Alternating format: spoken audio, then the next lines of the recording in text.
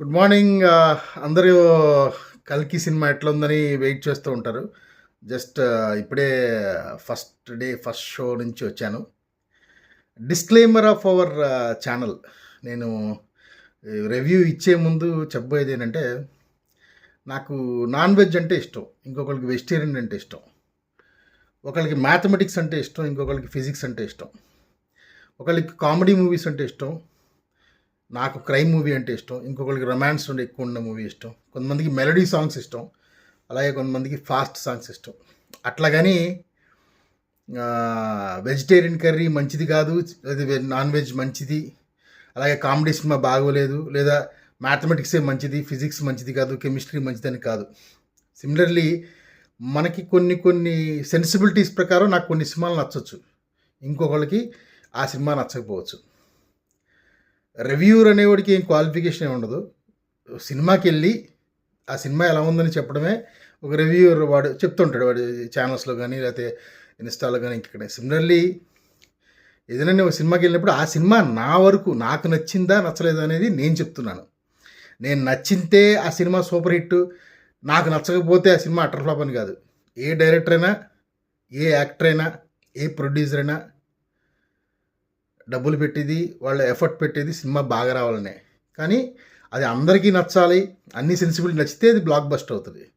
So similarly ఒకటికి 3 star 4 star ఇచ్చినంత మాత్రం ఆ సినిమా మంచిది కాదని కాదు. So coming back to the point, కల్కి. నేను ఈ సినిమా గురించి ట్విస్ట్ టర్న్లు లేకపోతే అట్లా స్టోరీ రివీల్ చేయను. It's a wonderful movie. నా వరకు ఇట్స్ ఎ వండర్ఫుల్ మూవీ. నేను సినిమా చూసి బయటకు వచ్చిన తర్వాత వెనకాల మార్వెల్ లాగా లేదని కొంతమంది అంటున్నారు కామెంట్ చేస్తుంటే. మార్వెల్ లాగా ఉండాలంటే మార్వెల్ సినిమా చూడాలి, కానీ కల్కి సినిమాకి రాకూడదు. హాలీవుడ్ రేంజ్ కాదని కొంతమంది అంటున్నారు వెనకాల. ఇది హాలీవుడ్ రేంజ్ కాదు, తెలుగువాడి range. Such an amazing film. Prabhas ఇప్పుడు దాకా చేసిన పిక్చర్లో this is the one of the best film. దర్శకుడు అతను నాగ్ అశ్విన్ మనల్ని 3 కొత్త ప్రపంచాల్లోకి తీసుకెళ్ళాడు.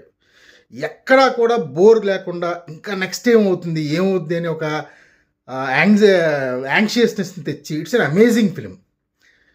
యాక్షన్ కానీ గ్రాఫిక్స్ లేదు, నిజంగానే అలాంటి ఒక ప్రపంచం ఉందా అనిపించింది.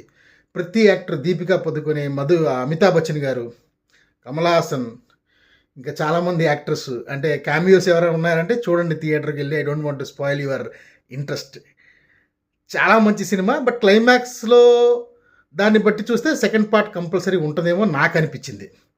So it's an amazing film, తప్పకుండా చూడాల్సిన సినిమా. ఈ మధ్యకాలంలో నేను చూసిన one of the best picture. So మళ్ళీ చెప్తున్నాను, నేను చెప్తే మంచిది, లేదా నేనంటే ఒక రివ్యూవర్ చెప్తే మంచిది, రివ్యూవర్ బాగోలేదంటే బాగోలేదని కాదు. ఈ మధ్యకాలంలో 2 మంచి సినిమాలు, ఒకటి శ్రీరంగ నీతులు, ఇంకొకటి మంత్ ఆఫ్ మధు.